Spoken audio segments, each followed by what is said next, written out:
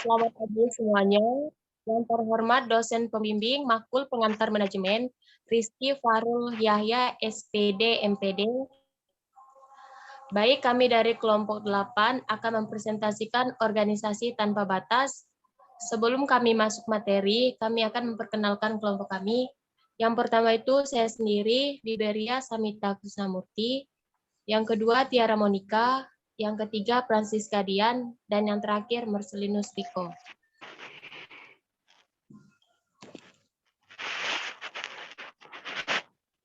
Sejarah organisasi tanpa batas.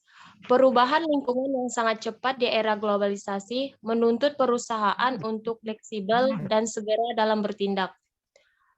Arus informasi begitu deras mengalir, menembus batas-batas organisasi, daerah, negara, bahkan di seluruh penjuru dunia. Perubahan yang cepat di lingkungan bisnis akan dapat mengganggu kinerja suatu perusahaan bila tidak diantisipasi dengan baik. Agar perusahaan dapat bertindak dengan cepat dalam mengantisipasi berbagai perubahan tersebut, batas-batas yang ada pada organisasi haruslah diminimalkan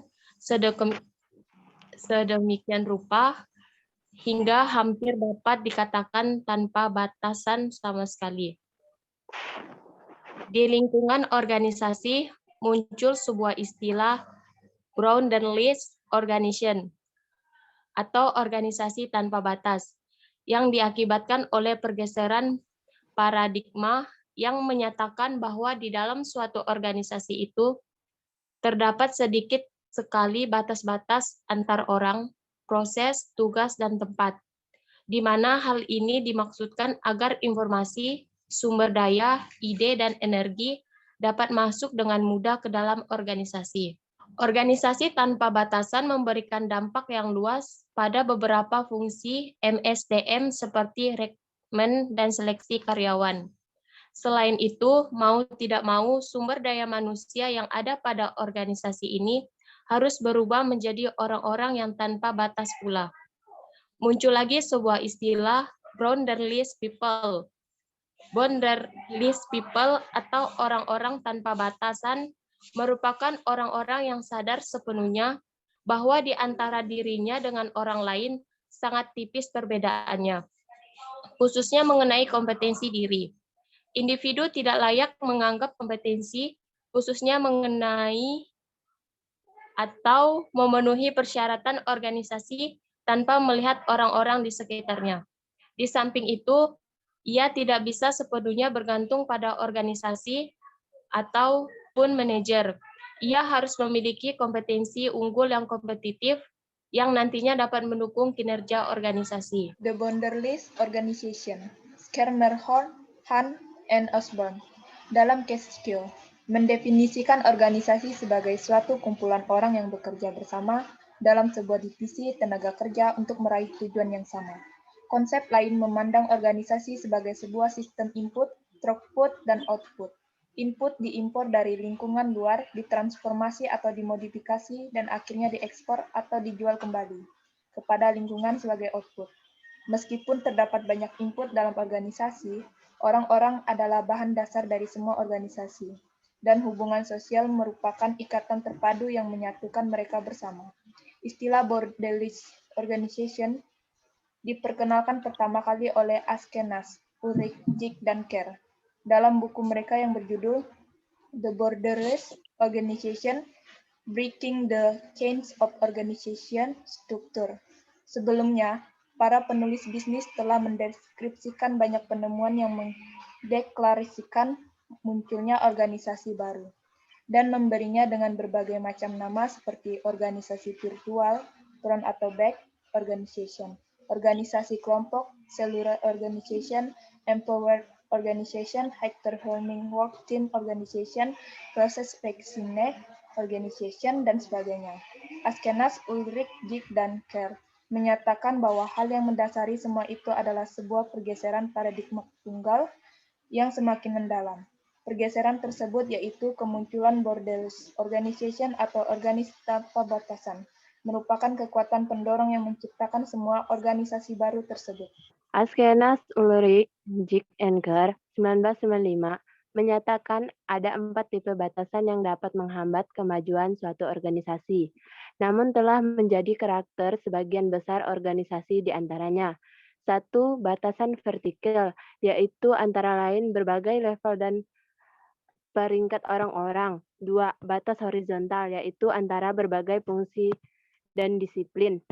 3. Batas eksternal, yaitu antara organisasi dengan pemasok, pelanggan, dan regulator. 4. Batasan geografis, yaitu antara lokasi, budaya, dan pasar. Namun, Askenas, Ulrich, Jig-Anker 1995 dengan tegas menyatakan bahwa boundaries organization di sini maksudnya bukanlah organisasi yang benar-benar bebas dari semua batasan.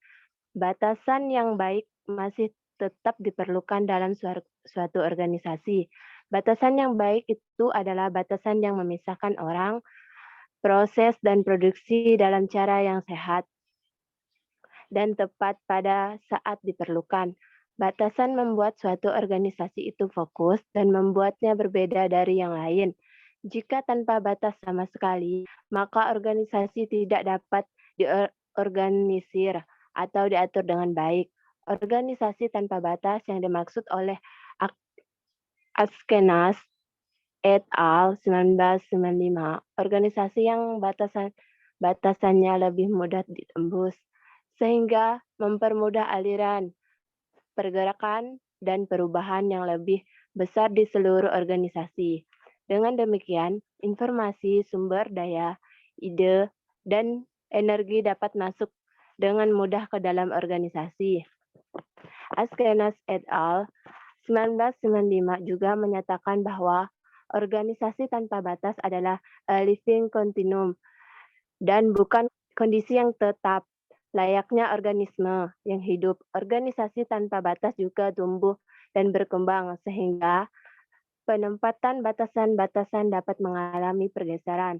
Seiring berjalannya waktu, level antara atasan dengan bawahan dapat menurun, fungsi-fungsi mungkin bergabung untuk mengkombinasikan keahlian, hubungan rekan mungkin dapat dengan mudah terbentuk antara perusahaan dengan pemasukan atau pelangganan serta dapat mengubah batasan.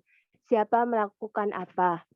Miner dan Robinson 1994 mendefinisikan organisasi tanpa batas sebagai sebuah organisasi di mana aturan mengenai keanggotaan identitas, departemen, dan tanggung jawab kerja bersifat ambigu.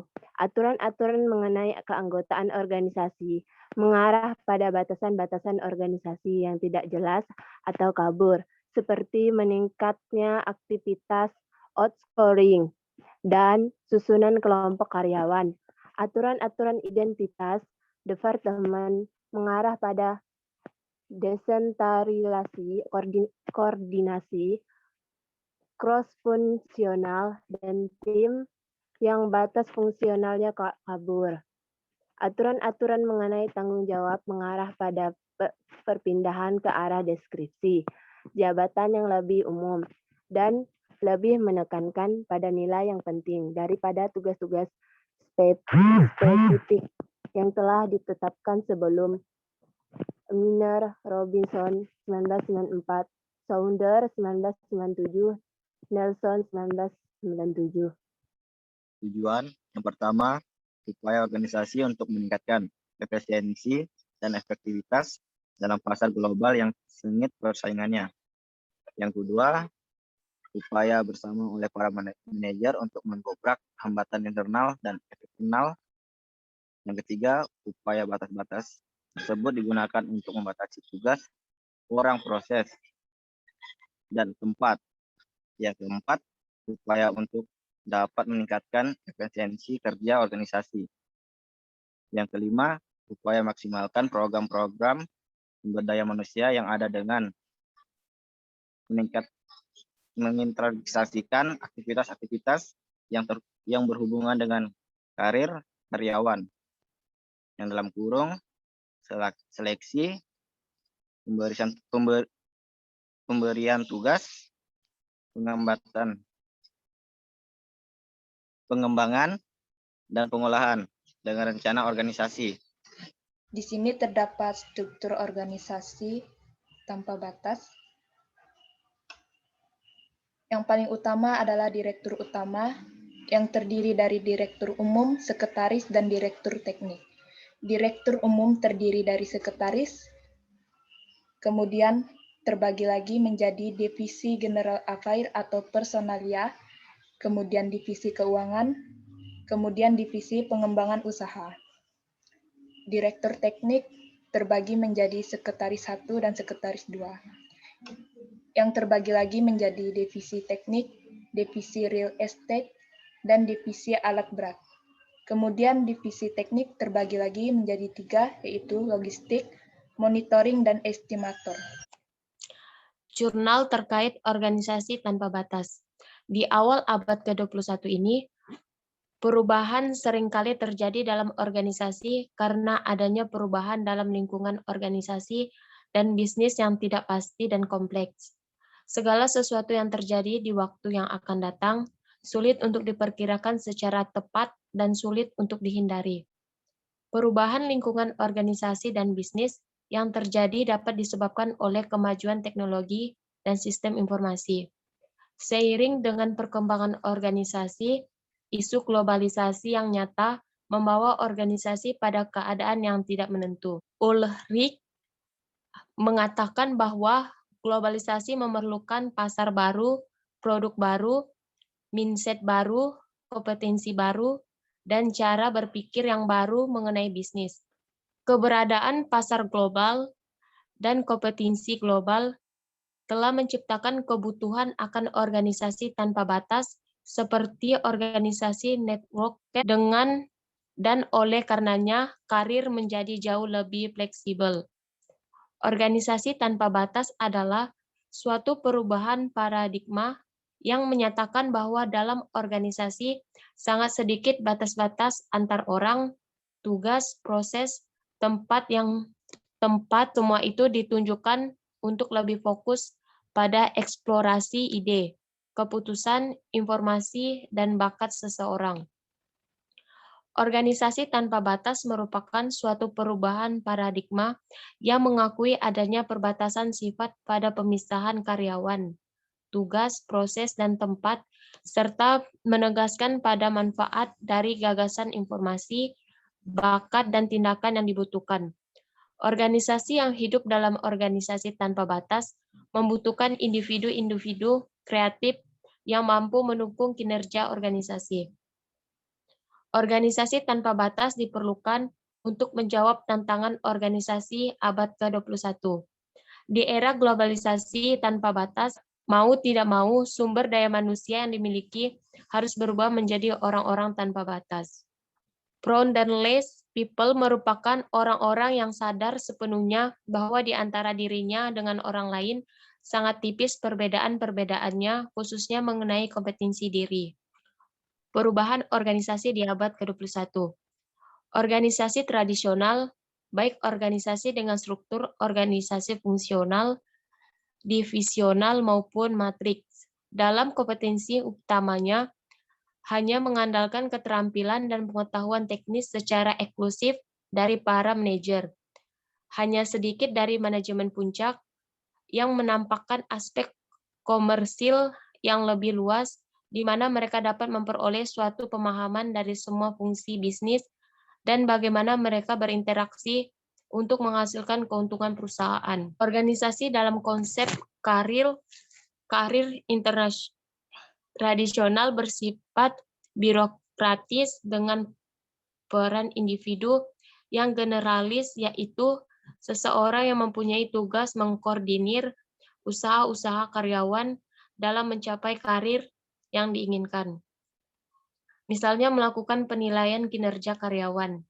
Pada saat bentuk organisasi menjadi lebih kompleks, maka diperlukan perubahan kompetensi, yaitu campuran dari kompetensi teknik, komersil, kolaboratif, dan penguasaan diri, baik manajer maupun karyawan pada berbagai area fungsional diharapkan mampu menguasai diri melatih tanggung jawab pribadi, dan mengendalikan diri dalam mencapai tujuan akhir perusahaan. Tebal 1. Karir dan organisasi tradisional. Struktur organisasi, yaitu fungsional, division, dan matriks. Alur karir adalah single firm within function, single firm across division, single firm across projects. Kompetensi utama, technical komersial, tanggung jawab untuk perencanaan karir, fungsional development, division frame, development project frame. Secara umum dapat dijelaskan bahwa ketika struktur organisasi baru muncul, maka diperlukan suatu proporsi yang lebih besar untuk memperoleh dan menerapkan kemampuan komersil dan perusahaan diri sebagai tambahan terhadap kecakapan teknis mereka. Bentuk organisasi baru, seperti organisasi network, sudah lebih lanjut menuntut penggunaan keterampilan kolaboratif yang luas. Pengetahuan dan kemampuan kolaboratif didefinisikan sebagai kompetensi manajerial yang diperlukan oleh organisasi network. Kolaborasi melibatkan 3 hal, yaitu keterampilan referral, keterampilan partnering, dan relationship management.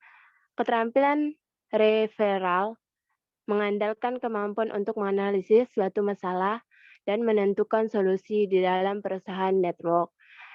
Dan melalui partner dalam suatu network, keterampilan referral berarti bahwa ketika ditemukan suatu kesempatan atau masalah, para anggota organisasi dapat menentukan siapa yang mempunyai kemampuan terbaik untuk ditempatkan pada peluang atau ditempatkan sebagai penyelesaian masalah tersebut.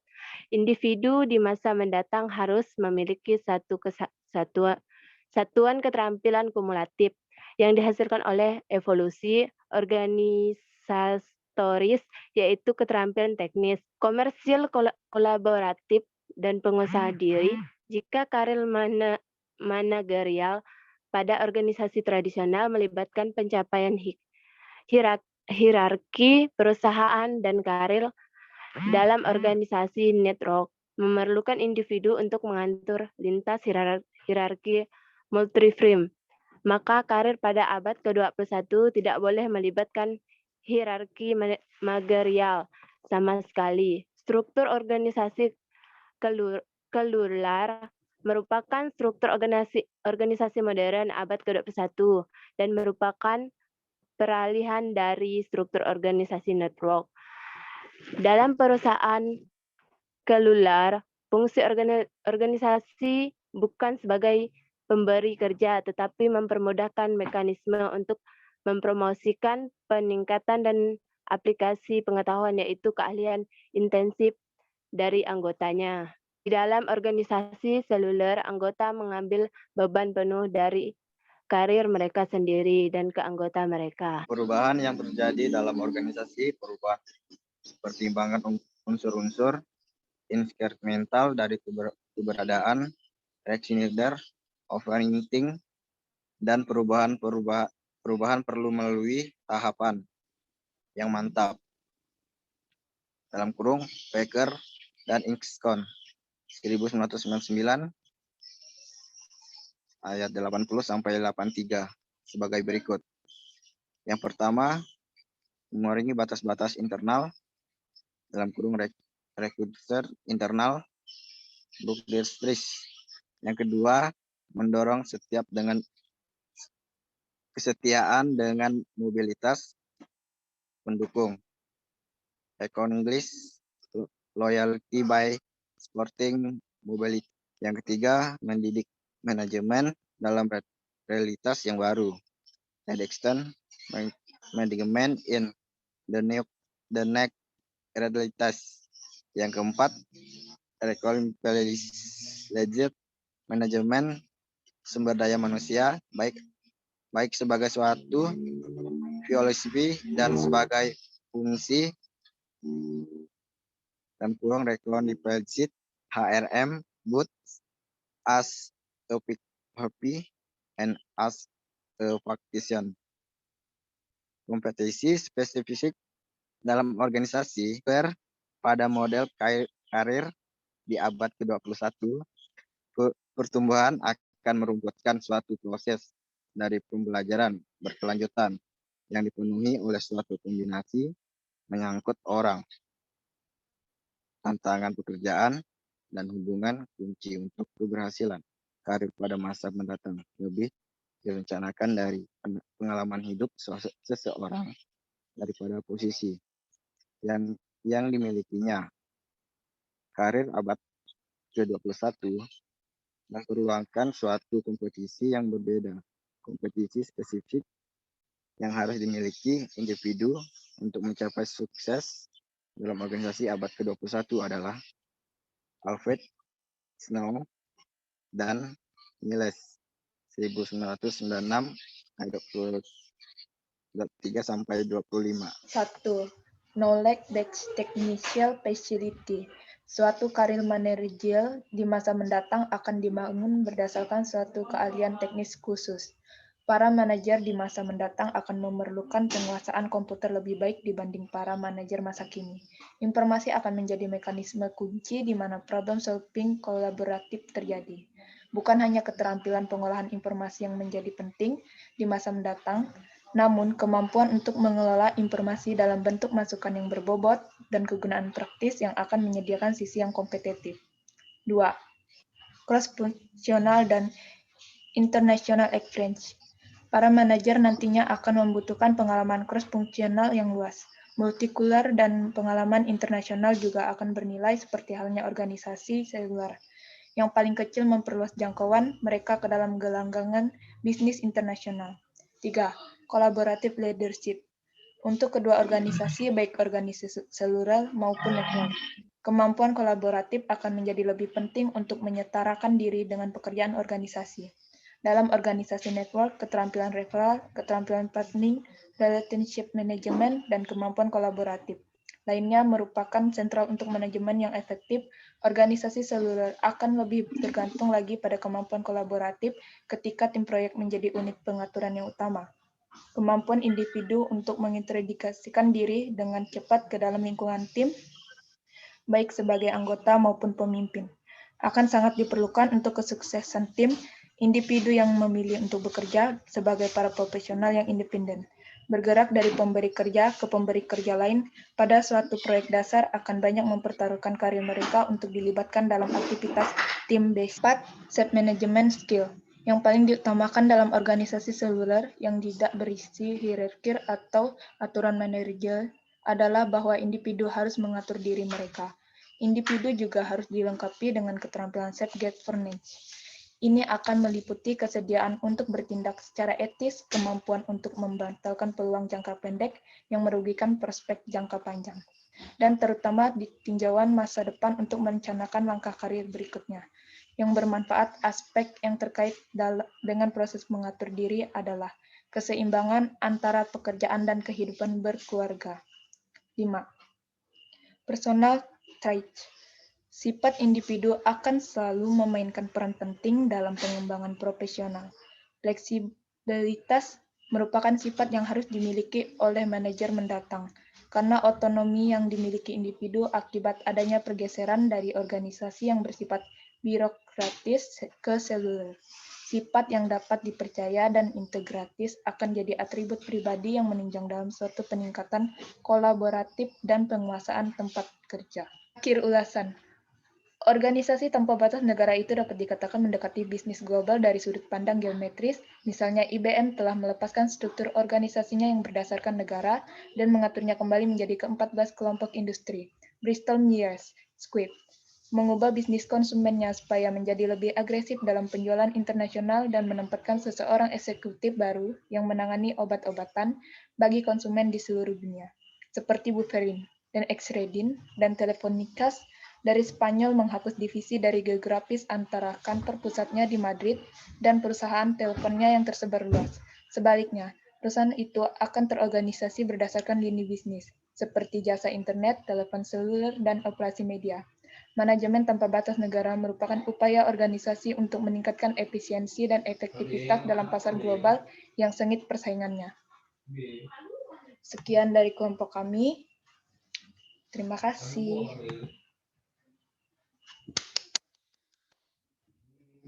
Salah.